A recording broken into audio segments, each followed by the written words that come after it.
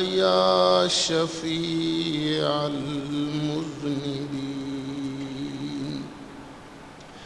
الصلاة والسلام عليك يا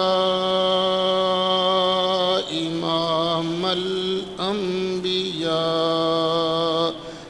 والمرسلين، وعلى آلك وأصحابك يا جد الحسن والحسين.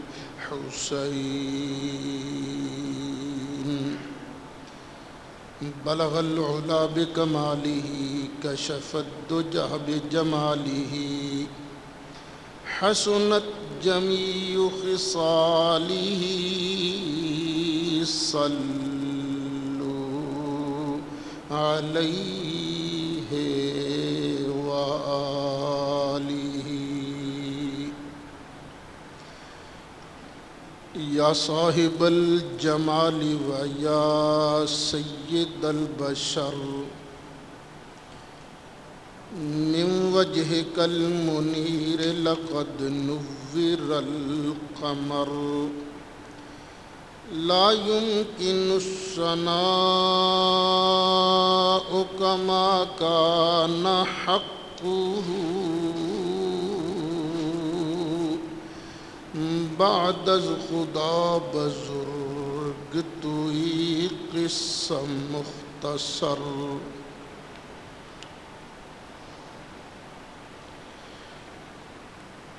انتہائی قابل صد احترام بزرگوں، دوستو،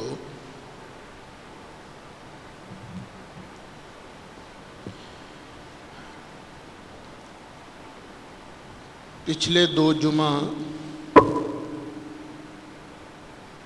میں نے آپ حضرات کے سامنے اللہ کے پیارے نبی حضرت سیدنا نوح علیہ السلام کا ذکر مبارک کیا تھا. پروگرام تو یہی ہے کہ انشاءاللہ العزیز جمعہ کے خطبات میں انبیاء کرام علیہم السلام کا ذکر مبارک ہوتا رہے گا. لیکن جیسا کہ میں نے یہ سلسلہ شروع کرتے وقت عرض کیا تھا کہ درمیان میں کچھ ایسے مواقع آتے رہیں گے جن کی مناسبت سے دیگر موضوعات کو بھی بیان کیا جائے گا. تو ان موضوعات کو بیان کرنے کے بعد پھر انبیاء کرام علیہم السلام کا ذکر مبارک شروع کر دیا جایا کرے گا. تو اس مہینے کی 22 تاریخ کو امیر المومنین امام المتقین حضرت سیدنا ابو بکر صدیق رضی اللہ تعالی عنہ کا یوم وصال ہے. اس لیے اس مناسبت سے یہ جمعہ اور آئندہ کا جمعہ حضرت سیدنا ابو بکر صدیق رضی اللہ عنہ کے حالات، ان کا پیارا ذکر انشاءاللہ کیا جائے گا. دعا ہے کہ اللہ تعالی ہم سب کو اس یار غار کی محنتوں قربانیوں کا صدقہ اللہ تعالی ہمیں بھی دین کے رستے پر محنت کرنے کی توفیق عطا فرمائے، اور پھر اللہ تعالی قبر میں حشر میں اپنی رحمتیں ہم سب پر نازل فرمائے.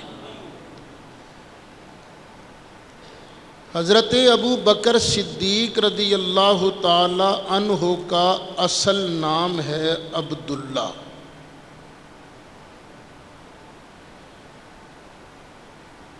ان کے والد کا نام ہے عثمان. کنیت ہے ان کے والد کی ابو قحافہ۔ سبحان اللہ، حضرت ابو بکر خود بھی صحابی ہیں، ماں اور باپ دونوں شرف صحابیت سے مشرف، اور آگے اولاد بھی نبی کریم علیہ الصلاۃ والسلام کے صحابی بنے۔ اکثر صحابہ ایسے تھے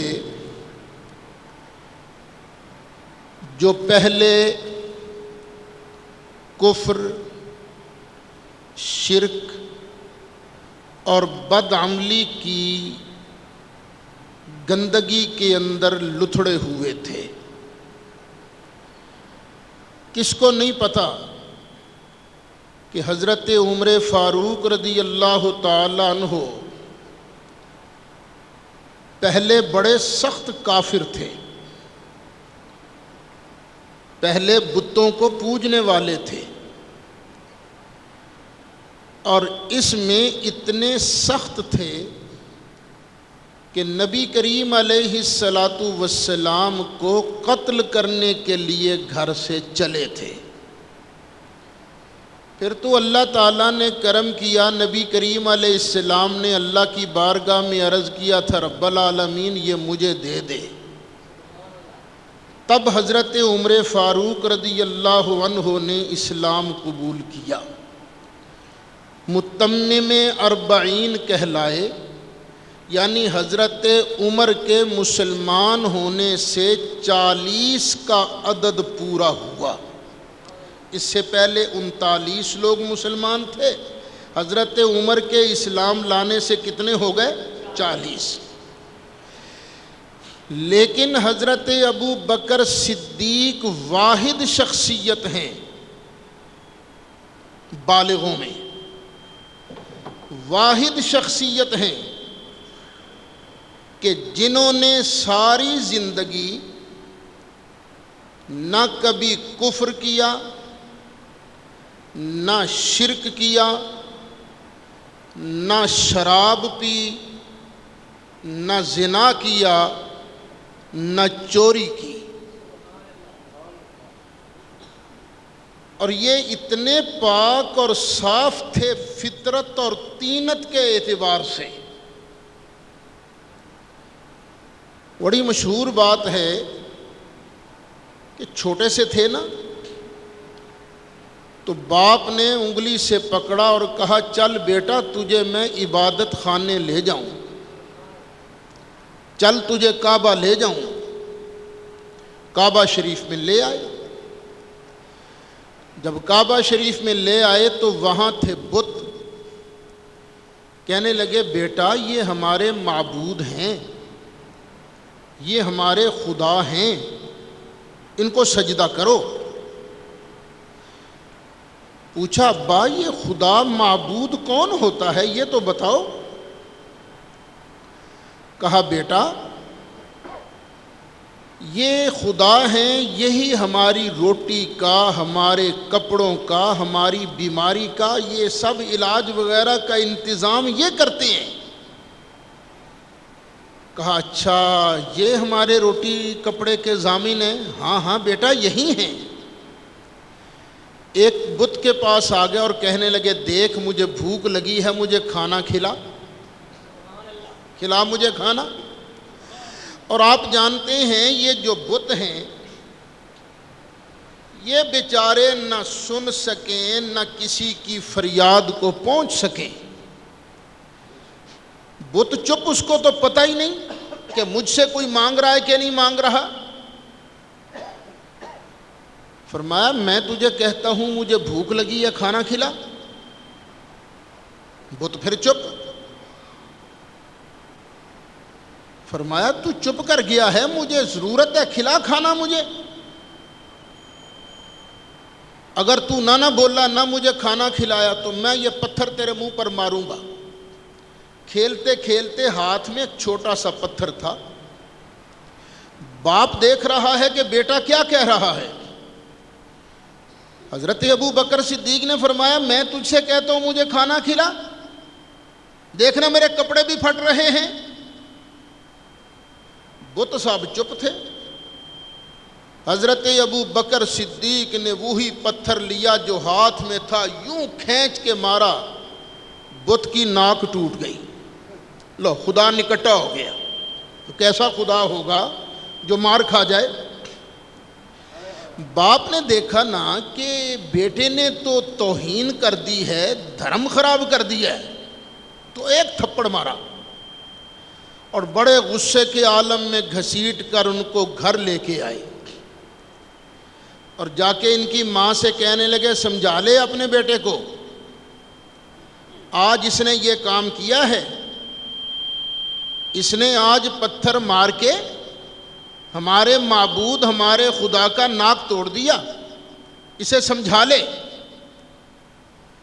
حضرت ابو بکر صدیق کی ماں بولی، کہنے لگی ابو قحافہ میرے بیٹے کو کچھ نہ کہنا، یہ تو اب بڑا ہو گیا ہے، میں تجھے بتاتی ہوں جب یہ میرے پیٹ میں تھا اور میں اگر کبھی بت کے آگے سجدہ کرنا چاہتی تھی تو یہ میرے پیٹ میں ہی اکڑ جاتا تھا، مجھے بت کے آگے سجدہ نہیں کرنے دیتا تھا۔ ابو قحافہ، جو بچہ ماں کو بت کے آگے جھکنے نہیں دیتا وہ خود کیسے سجدہ کرے گا بت کو؟ اسے کچھ نہ کہے۔ اور پتہ ہے جب یہ پیدا ہوا تھا تو مجھے فرشتے نے مبارک دی تھی، فرشتے نے کہا تھا یا امت اللہ بالتحقیق، اے اللہ کی بندی، ابشری بالولد العتیق، تجھے مبارک ہو کہ تیرے گھر میں عتیق بچہ پیدا ہوا ہے۔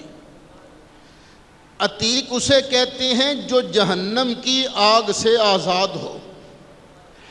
اسمہ فی السماء الصدیق، آسمانوں میں اس کا نام صدیق ہے۔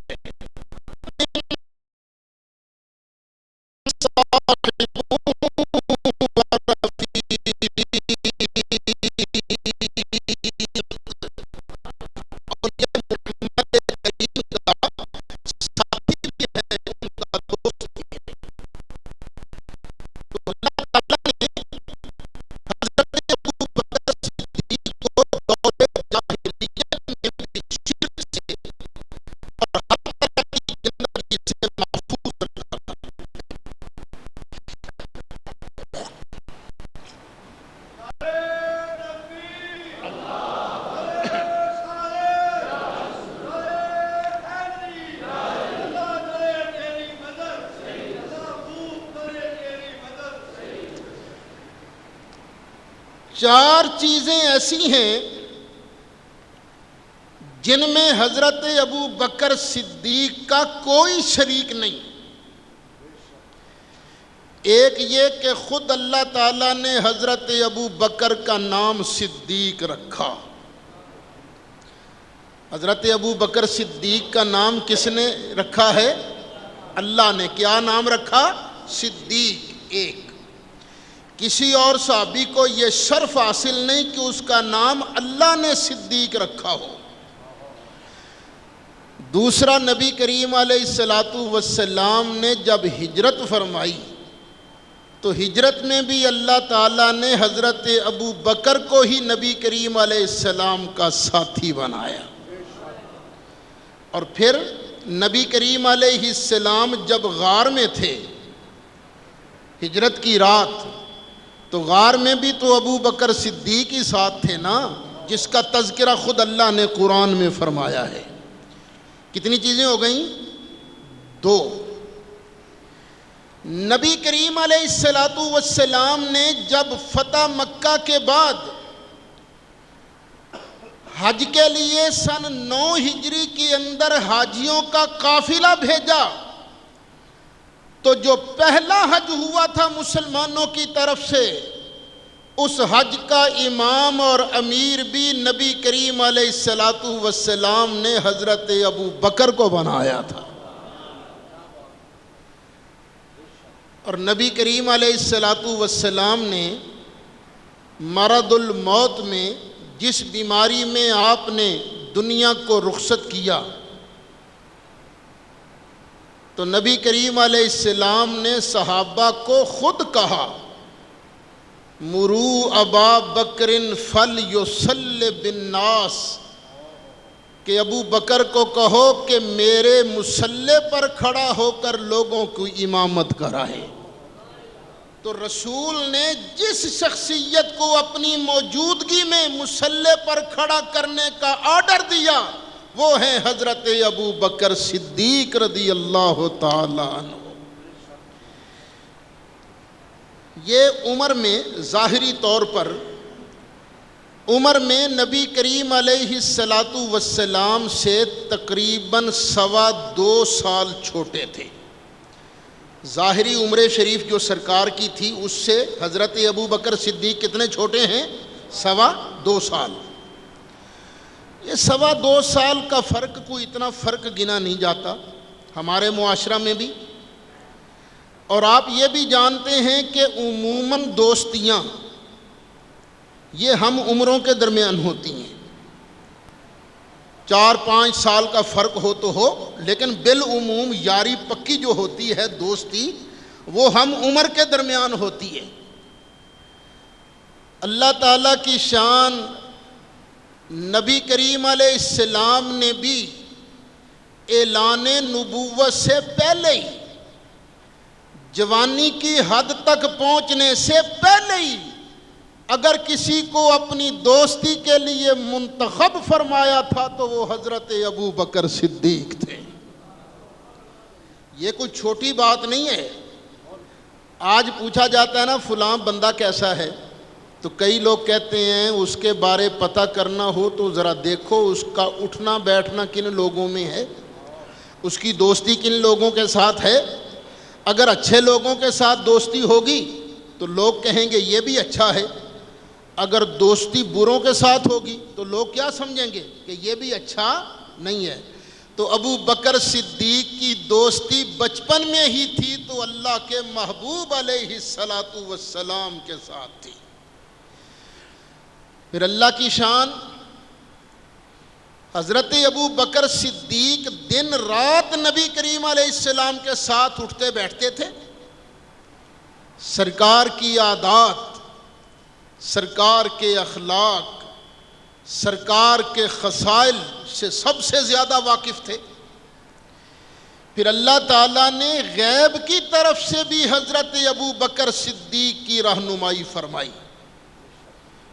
مشہور واقعہ ہے کہ حضرت ابو بکر صدیق تجارت کے لیے ملک شام تشریف لے گئے۔ رستے میں آپ نے خواب دیکھا۔ خواب یہ دیکھا کہ آسمان کا چاند نیچے زمین پر آیا ہے، اور آیا بھی حضرت ابو بکر کی جھولی میں ہے۔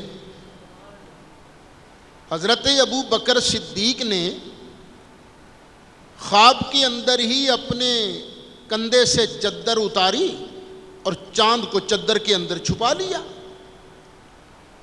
صبح ہوئی تو سوچ میں پڑ گئے یہ مجھے رات خواب کیا آیا ہے کہ آسمان کا چاند زمین پر آیا، چاند تو آتا نہیں نیچے، اور پھر آیا بھی میری جھولی کے اندر ہے۔ اتنا چھوٹا نہیں ہوتا کہ جھولی کے اندر آ جائے، پھر میں نے اس کو چھپا بھی لیا ہے۔ سمجھ نہ آئی بات، لیکن تجسس بڑا تھا یہ خواب کیا ہے۔ وہیں لوگوں سے پوچھا یار یہاں کوئی خواب کی تعبیر بتانے والا تو نہیں رہتا؟ انہوں نے کہا بالکل ہے، یہاں ایک پادری صاحب ہیں، چرچ گرجا ہے یہاں کے پادری صاحب اس علم کے بڑے ماہر ہیں۔ یہ پادری صاحب خواب کی بڑی شاندار تعبیر بیان کرتے ہیں۔ چلے گئے۔ اب وہ پادری صاحب بھی اپنے مراقبہ کے اندر مصروف تھے، یعنی ہر مذہب کے اندر عبادت کا کوئی نہ کوئی طریقہ تو ہوتا ہے۔ وہ اپنی عبادت کر رہے تھے، مراقبہ کے اندر تھے۔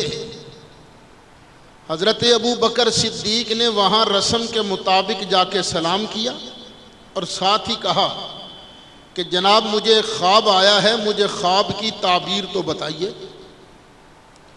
پادری نے سر بھی نہیں اٹھایا، سر جھکائے جھکائے کہنے لگا اچھا کیا خواب ہے، ذرا مجھے خواب تو بتاؤ۔ حضرت ابو بکر صدیق نے خواب سنایا، تب اس نے فٹ سر اٹھایا، کہنے لگا اے خواب کی تعبیر پوچھنے والے، پہلے بتا مسمو کا تیرا نام کیا ہے؟ فرمایا جی میرا نام تو عبداللہ ہے۔ کہاں سے آئے ہو؟ فرمایا جی مکہ شریف سے آیا ہوں۔ کس قبیلے سے تعلق ہے؟ کون ہو؟ جی قریشی ہوں۔ اب وہ بولا تو کہنے لگا، پادری صاحب بولے، کہنے لگے اے عبداللہ تیرے خواب کی تعبیر یہ ہے کہ ان قریب اللہ تعالیٰ کے آخری نبی جناب محمد الرسول اللہ صلی اللہ علیہ وسلم نبوت کا اعلان فرمائیں گے۔ خواب کا مطلب یہ ہے کہ سب سے پہلے کلمہ طیبہ پڑھ کر ایمان کی دولت بھی تو قبول کرے گا، دنیا میں ان کا وزیر بھی تو ہوگا، اور جب وہ دنیا سے پردہ فرما جائیں گے تو ان کا خلیفہ بلا فصل بھی تو ہوگا۔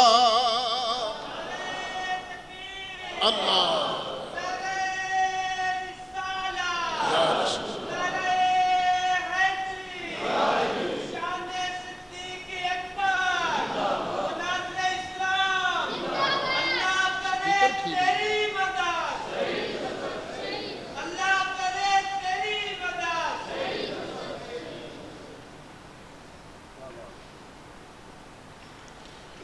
حضرت ابو بکر صدیق نے بات دل میں رکھ لی، واپس آ گئے۔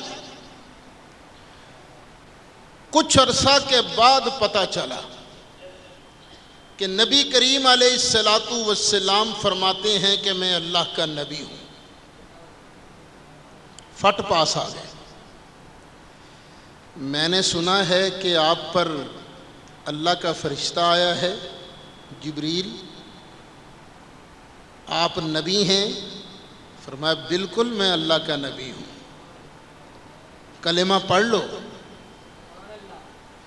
جی بالکل پڑھوں گا، نہ نہیں، لیکن ایک بات ہے، مد دلیل علی ما تدعی، آپ کی نبوت کی کوئی دلیل، کوئی معجزہ؟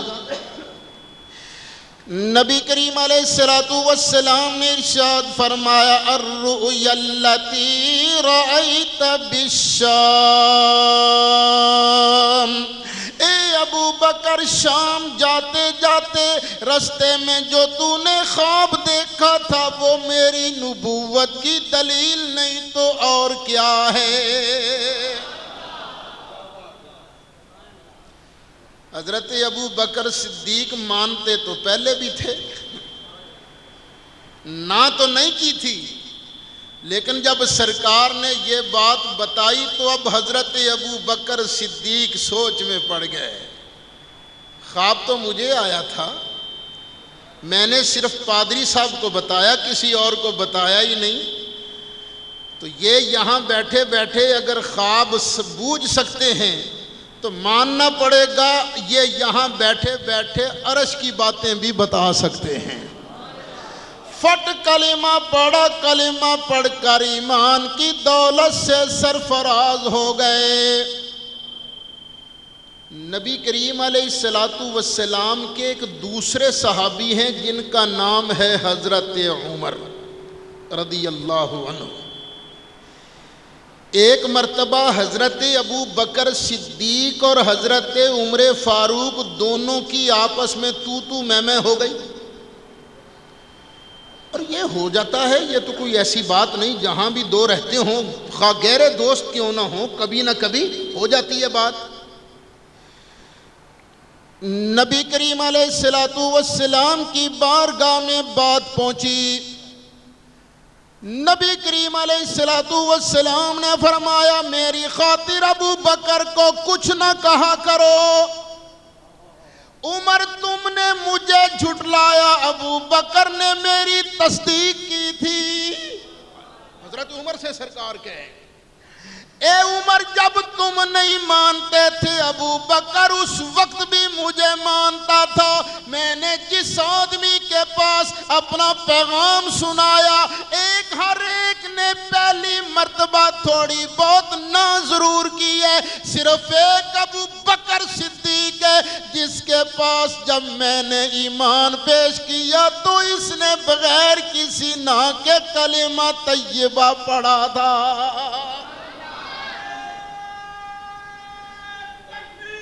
اللہ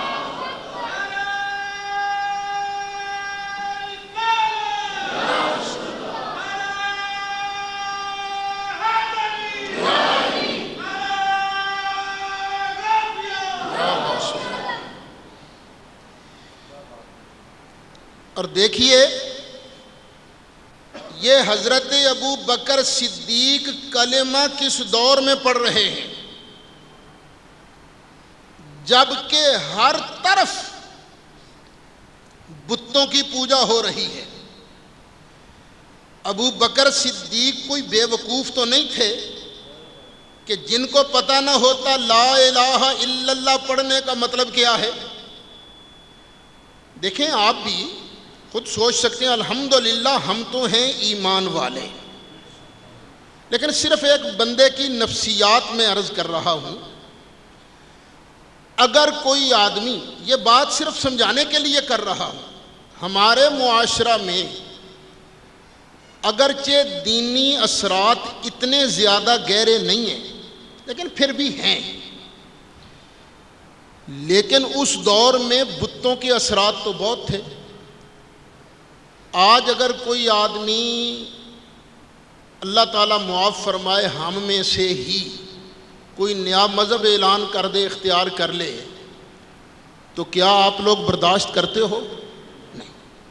یعنی ہر آدمی سوچتا ہے یار میں نئی بات کروں گا تو مجھے تو بھگتنا پڑے گا، یہ تو مجھ سے سلام کوئی نہیں لے گا، میرا تو بائیکاٹ ہو جائے گا۔ ابو بکر صدیق بھی کوئی بے وقوف نہیں تھے، ان کو بھی پتا تھا لا الہ الا اللہ پڑھنے کا مطلب کوئی آسان نہیں ہے، کوئی حلوہ کھانا نہیں ہے، اس کا مطلب ہے ہر طرف سے دشمنی مول لینا۔ اور ابو بکر کو تو کوئی ساتھی بھی نظر نہیں آ رہا تھا، اس وقت اکیلے ہی تھے نا۔ ابو بکر صدیق کے دل میں ایمان کا جذبہ اتنا مضبوط تھا کہ ابو بکر صدیق نے نہ ادھر کی پرواہ کی نہ ادھر کی پرواہ کی۔ ابو بکر صدیق نے صرف اللہ کے آرڈر کو مان کے نبی کریم علیہ السلام کی صداقت پر اعتبار کر کے پڑھ دیا لا الہ الا اللہ محمد الرسول اللہ۔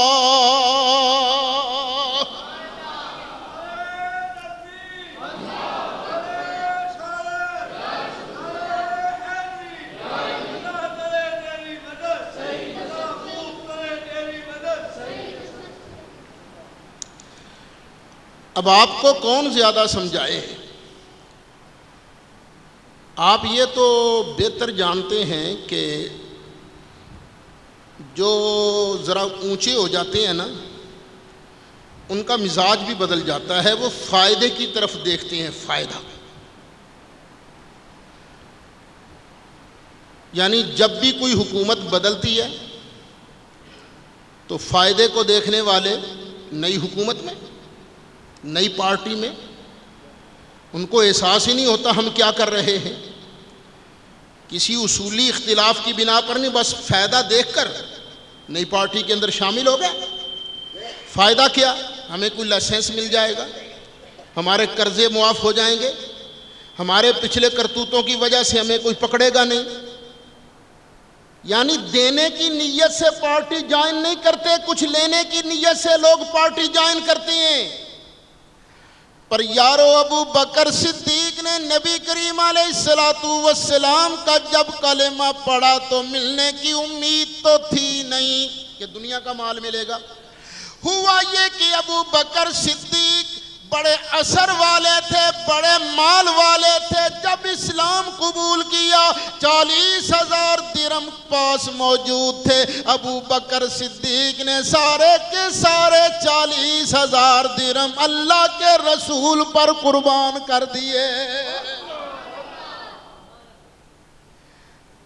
وصال سے 5 دن پہلے نبی کریم علیہ السلام نے اپنے وصال سے 5 دن پہلے اعلان فرمایا، لوگو مجھ پر جس نے بھی احسان کیا میں نے دنیا میں اس کا بدلہ اسے دے دیا ہے.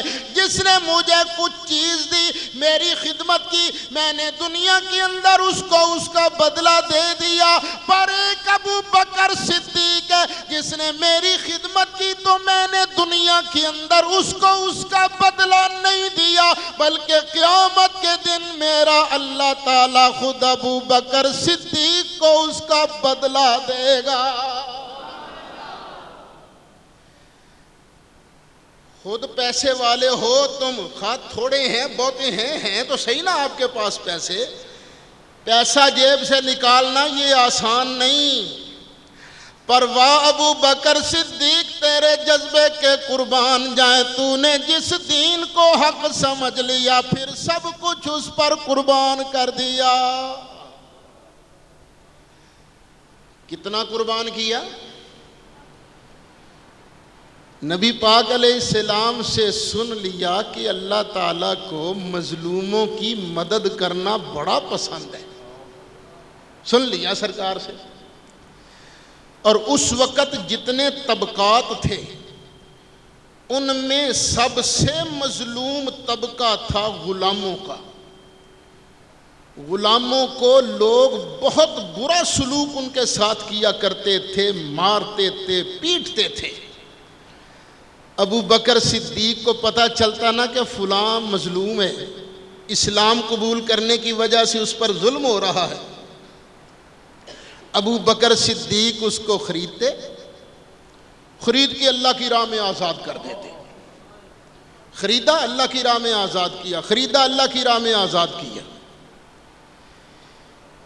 ایک دن باپ نے کہا، بیٹا یہ تو بہت اچھا کام کرتا ہے کہ تو غلاموں کو خرید کر ان کو آزاد کر دیتا، بہت اچھا کام کرتا ہے. لیکن بیٹا میں ایک تجھے نصیحت کرتا ہوں کہ جب بھی غلام خرید کے آزاد کرے نا تو پہلے دیکھ لینا وہ بوڑھا نہ ہو. کبھی کسی بوڑھے غلام کو خرید کر آزاد نہیں کرنا، ہمیشہ جوان غلام کو خرید کر آزاد کرنا ہے. ابا وہ کیوں؟ بیٹا اس لیے دیکھو نا، انسان پر مشکل وقت تو آ ہی جاتا ہے نا. اگر تو نے اس دنیا میں کسی غلام جوان پر احسان کیا ہوگا تو وہ مشکل وقت میں تیرے کام آئے گا. بوڑھا بیچارہ تو خود ہلنے کے قابل نہیں ہوتا، وہ تیری کیا مدد کرے گا؟ اس لیے جوان غلام کو خرید کے آزاد کیا کر، بوڑھا نہ خرید کے آزاد کیا کر. حضرت ابو بکر صدیق نے اپنے باپ عثمان ابو قحافہ کی بات سنی. بات سن کے کہنے لگے، ابا جان میں غلام اس لیے خرید کے آزاد نہیں کرتا کہ میرے مشکل وقت میں کام آئیں گے، میں تو صرف اس لیے یہ کام کرتا ہوں کہ اس سے میرا اللہ اور میرا مصطفیٰ راضی ہو جائے. پھر حضرت ابو بکر صدیق کے حصے میں ایک بہت بڑی سعادت آئی ہے جس کو کوئی ابو بکر صدیق سے چھین نہیں سکتا. نبی کریم علیہ السلام کے مؤذن حضرت سیدنا بلال حبشی رضی اللہ عنہ رنگ کے کالے تھے، موٹے موٹے ہونٹ تھے، غلام تھے، آزاد نہیں تھے، اپنی مرضی والے تھے ہی نہیں. انہوں نے جب نبی کریم علیہ السلام کے اس پیغام محبت کو سنا تو انہوں نے نبی کریم علیہ السلام کا کلمہ پڑھ لیا. غلاموں میں سب سے پہلے ایمان قبول کیا ہے تو حضرت بلال حبشی نے ایمان قبول کیا ہے۔ جو مالک تھا بڑا ظالم تھا، وہ کہتا تھا اوے بلال یہ تو نے کیا کیا؟ تو نے میرے دشمن کا کلمہ پڑھ لیا ہے، غلام تو میرا اور نعرے تو میرے دشمن کے لگاتا ہے۔ فرمایا دیکھو امیہ، یہ ٹھیک ہے کہ میرے جسم کا مالک تو ہے، پر میری روح کا مالک تو تو نہیں ہے نا۔ میرے ایمان کا، میری روح کا مالک تو محمد مصطفیٰ ہے۔ تو مجھ سے جسمانی طور پر جو کام لے گا میں ڈیوٹی دوں گا، کیونکہ میں تیرا غلام ہوں۔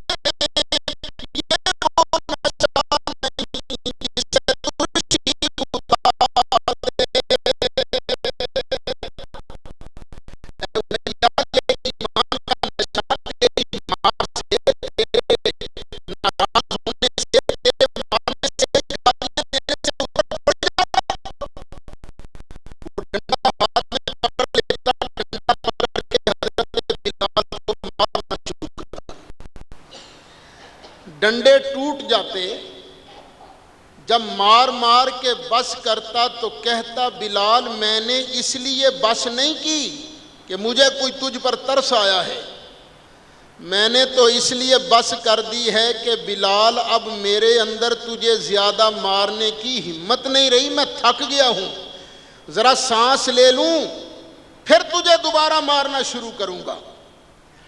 لیکن حضرت بلال مار کھاتے جاتے کہتے جاتے اللہ احد والرسول احمد، اللہ احد احد احد احد احد احد احد۔ وہ کہتے تھے نہیں باقی بھی معبود ہیں، یہ لات بھی معبود، منات بھی معبود، عزا بھی معبود، حبل بھی معبود، لیکن وہ بلال تیرے ایمان کے تو مار بھی کھاتا جاتا کہتا اللہ احد احد احد احد احد احد احد، ڈنڈا پڑتا زبان سے نکلتا احد اللہ یا رسول یا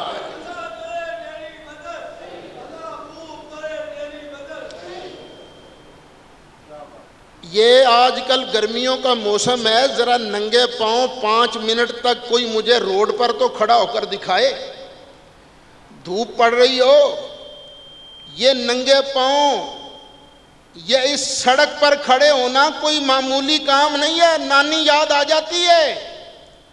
یہ یہاں کی گرمی اور مکہ مکرمہ کی گرمی میں تو بڑا فرق ہے نا، وہ بڑی سخت گرمی ہے۔ ساڑھے پو ماہ دے اندر اتھے رضائیاں لینے ہیں تو اتھے پاویں پو ماہ ہوئے اتھے اے سی چلتا ہے، اتنی گرمی ہے وہاں۔ اور پھر پتھر، گرم پتھر، حضرت بلال کے کپڑے اتار کر وہ حضرت بلال کو گرم پتھروں پر لٹا دیتا یوں، اور یوں ہاتھ اس طرح کھڑے کر کے زمین پر ہی ہاتھ رکھ کے ان پر گرم پتھر رکھتا، سینے پر پتھر، پیٹ پر پتھر، اور ڈنڈا لے کر حضرت بلال کو مارتا۔ کہتا بلال اب بھی تجھے چھوڑ دوں گا، یہ کہنا چھوڑ دے کہ لا الہ الا اللہ محمد الرسول اللہ۔ لیکن بلال کہتے تھے امیہ جتنا جی چاہتا مار لے، لیکن میں تو یہی کہوں گا اللہ احد احد احد احد احد احد احد احد کہتے سانس ٹوٹ جاتا، لیکن ایک اللہ کی وحدانیت کا اعلان کرنے سے باز نہ آتے۔ سرکار نے ان کو دیکھ لیا، بڑا دل پر اثر ہوا، صحابہ کو جمع کر کے فرمایا، صحابہ بلال تو ہماری محبت میں بڑی مار کھا رہا ہے، تو بلال کا کچھ چارہ کرو چارہ۔ حضرت ابو بکر نے سن لیا، سن کر سیدھا مالک کے پاس پہنچ گئے، امیہ کے پاس، وہ مار رہا تھا۔ فرمایا تجھے کچھ شرم نہیں آتی، ترس نہیں آتا تجھے اس پر؟ اس بیچارے نے تیرا کیا قصور کیا ہے؟ کہنے لگا تجھے ترس آتا ہے؟ فرمایا آتا ہے، تبھی تو تجھے کہہ رہا ہوں نا۔ کہنے لگا اگر تجھے ترس آتا ہے پھر تو خرید لے اسے۔ لو، یہ تو حضرت ابو بکر کے دل کی بات تھی نا۔ فرمایا چل بیچ، بتا کتنے پیسے لے گا؟ کہنے لگا وہ تیرے پاس ایک غلام ہے نا، وہ عربی، وہ حضرت ابو بکر صدیق کے سارے کاروبار کا جنرل مینیجر تھا، جی ایم تھا۔ اور جو حضرات کاروبار والے ہیں، فیکٹریوں والے ہیں، وہ جانتے ہیں کہ جی ایم اچھا مل جائے تو اس کی کتنی ویلیو ہوتی ہے۔ ہر فیکٹری والا، ہر مل والا کوشش یہی کرتا ہے کہ میرا جی ایم جو ہے وہ فلانا جی ایم بڑا قابل ہے، وہ میرے پاس آ جائے۔ اچھے جی ایم کو گنوانا کوئی گوارا نہیں کرتا، کیونکہ سارے کاروبار کو ہینڈل تو وہی کرتا ہے نا۔ اور یہ حضرت ابو بکر صدیق کا جی ایم تھا، پر تھا کافر۔ اسے بڑا سمجھاتے تھے ایمان لے آ، پر وہ ایمان لاتا نہیں تھا۔ اور اسلام میں یہ تو ہے نا، لا اکراہ فی الدین، کسی کو زبردستی کلمہ نہیں پڑھایا جا سکتا، کسی کو یہ نہیں کہا جا سکتا چلو کلمہ پڑھ، نہیں پڑھے گا تو ہم تجھے ماریں گے، یہ نہیں کیا جا سکتا۔ ہاں، جو ایمان قبول کر لے، ایک مرتبہ اسلام کے دائرے میں آ جائے اپنی رضا سے، پھر اسے بغاوت کی اجازت نہیں دی جا سکتی، یہ دوسرا مسئلہ ہے۔ لیکن چونکہ وہ مسلمان تھا ہی نہیں، کافر تھا، حضرت ابو بکر اسے بڑا سمجھاتے، وہ مانتا ہی نہیں تھا۔ وہ کہنے لگا ابو بکر وہ جو تیرا غلام ہے نا، وہ عربی النسل، تیرے کاروبار کا جی ایم، وہ مجھے دے دے، بلال لے لے۔ حضرت ابو بکر صدیق نے یہ نہیں سوچا کہ میرے والا تو بڑا گورا اور امیہ والا کالا، میرے والا تو بڑا سمجھدار، سارے بزنس کو ہینڈل کرے، ٹریڈ ساری اسی کے ذریعے ہوئے، اور یہ جو کالے رنگ کا بلال ہے یہ تو کوئی اتنا سمجھدار نہیں ہے، سادہ سا بندہ ہے، اس کو کیا پتہ کاروبار کیا ہوتا ہے۔ نہیں سوچا، بلکہ سوچا تو یہی سوچا ایک مہنگی چیز بڑی سستی مل رہی ہے، خرید لو۔ فرمایا منظور۔ جب اس نے دیکھا نا منظور کہہ دیا، ابو بکر نے ساتھ ہی کہنے لگا لیکن ابھی سودا پورا نہیں ہوا، 12,000 ساتھ بھی لوں گا۔ حضرت ابو بکر صدیق نے پھر بھی کہا مجھے منظور، نہیں کہا کچھ شرم کرے، اتنا مہنگا نہیں کہا۔ حضرت بلال کو خرید کر ابو بکر صدیق نبی کریم علیہ السلام کی بارگاہ میں آ گئے۔ عرض کی آقا میں نے بلال کو خرید لیا، اتنے پیسے دے کر، اپنا جنرل مینیجر دے کر خرید لیا۔ واہ بلال تیری عظمت کے قربان جاؤں۔ نبی کریم علیہ السلام نے فرمایا اے ابو بکر، جتنا پیسہ تو نے خرچ کیا ہے اس میں میرا حصہ بھی ڈال، تاکہ بلال کے خریداروں میں میرا نام بھی آئے۔ ابو بکر صدیق نے عرض کیا آقا یہ بلال بھی تیرا، میں بھی تیرا، تیری زلفوں کے صدقے میں نے بلال کو اللہ کی راہ میں آزاد کر دیا ہے۔ اللہ یا رسول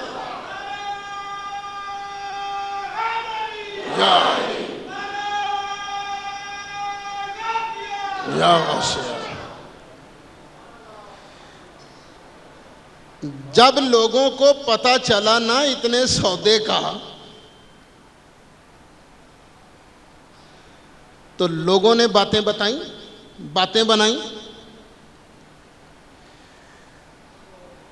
لوگوں نے کہا دال میں کچھ کاڑا ہے. لگتا یہ ہے کہ بلال نے کسی وقت ابو بکر پر کوئی احسان کیا ہوگا جس کی وجہ سے ابو بکر نے اس احسان کا بدلہ اتارا ہے. وگرنہ خود بندہ سوچے اتنا مہنگا غلام خرید کے بھلا کون آزاد کر سکتا ہے. یہ لوگوں نے مارا تانا، واہ ابو بکر صدیق تیری عظمتوں کے قربان جائیں. آیا ہے اللہ تعالیٰ نے حضرت ابو بکر صدیق کی عظمت کو بیان فرماتے ہوئے قرآن کی آیتیں نازل فرمائیں.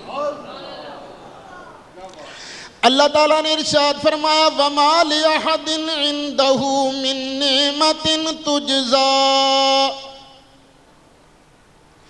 إِلَّا ابْتِغَاءَ وَجْهِ رَبِّهِ الْأَعْلَىٰ وَلَسَوْفَ يَرْضَىٰ.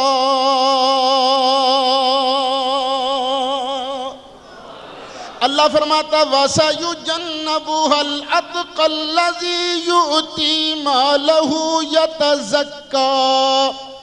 یہ اتقا ابو بکر صدیق، حضرت ابو بکر کو اللہ نے کیا کہا ہے اس جگہ؟ اتقا. کیا کہا ہے؟ اتقا. یہ ذرا بات ذہن میں رکھنا. اللہ فرماتا وَسَيُجَنَّبُهَا الْأَتْقَى الَّذِي يُؤْتِي مَالَهُ يَتَزَكَّىٰ. اللہ فرماتا اس اتقا کو جہنم کی آگ سے بہت دور رکھا جائے گا. جو اتقا اللہ تعالیٰ کی راہ میں مال خرچ کرتا ہے اس لیے کہ وہ پاک ہو جائے. وَمَا لِأَحَدٍ عِندَهُ مِن نِعْمَةٍ تُجْزَىٰ. اور لوگ بکواس کرتے ہیں کہ ابو بکر نے احسان کا بدلہ اتارا ہے. ابو بکر نے کسی احسان کا بدلہ نہیں اتارا بلکہ اِلَّا ابْتِغَاءَ وَجْهِ رَبِّهِ الْأَعْلَىٰ. اللہ تعالیٰ کے اس بندے نے اتقا نے ابو بکر نے تو صرف اللہ کو راضی کرنے کے لیے بلال کو آزاد کیا ہے. اور میں رب اعلان کرتا ہوں والا سوف یرضا.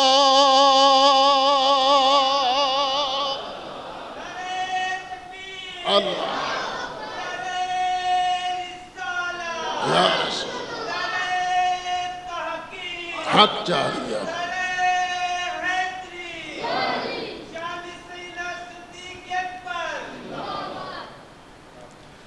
اللہ فرماتا ہے میں اعلان کرتا ہوں کہ میں رب ابو بکر صدیق سے راضی. اللہ ابو بکر صدیق سے اونچا کہہ دو اللہ ابو بکر صدیق سے. اللہ تم سب سے بھی راضی ہو جائے. اللہ ابو بکر صدیق سے. میرے دوستو بزرگو ابو بکر صدیق وہ ہیں جن کے بارے رب نے قرآن میں اعلان فرمایا والا سوف یرضا. اللہ ابو بکر صدیق سے راضی. ارے جس سے اللہ راضی ہو جائے اس سے آج کوئی چوڑا چمار ناراض بھی ہو میرے ابو بکر صدیق کا بگڑتا ہی کچھ نہیں. کیونکہ آج کسی سے ڈی سی راضی ہو جائے, ڈی آئی جی راضی ہو جائے, آئی جی راضی ہو جائے, گورنر چیف منسٹر راضی ہو جائے, پرائم منسٹر صدر راضی ہو جائے, لوگ کہتے ہیں ارے میں بڑی ٹور والا, مجھ سے فلانا راضی ہو گیا, مجھ سے پرائم منسٹر راضی ہو گیا, مجھ سے پریزیڈنٹ راضی ہو گیا. ارے ان کی تو 4 دن کی چاندنی, پھر بعد میں قبر کے اندر جائیں گے, صدا کی ان کی حکومت نہیں. پر پتہ ہے ابو بکر صدیق سے راضی کوئی دنیا کا صدر نہیں, وزیر اعظم نہیں, بلکہ ساری کائنات کا خالق مالک اللہ راضی ہوا ہے. فرمایا والا سوف یرضا.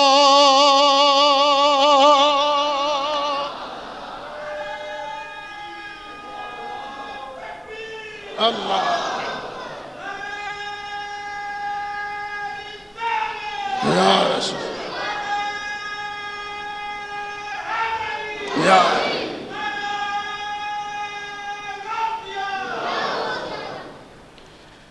وآخر دعوانا ان الحمد للہ رب العالمین.